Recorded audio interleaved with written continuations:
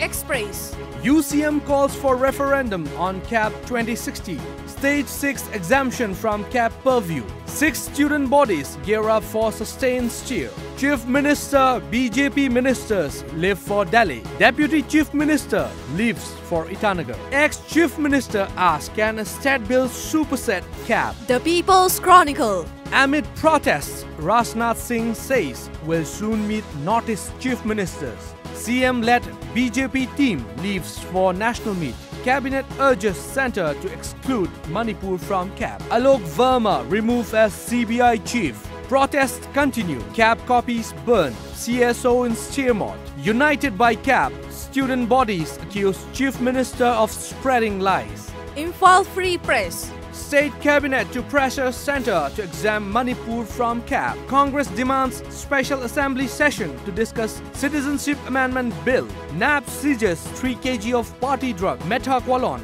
worth Rs 15 crore.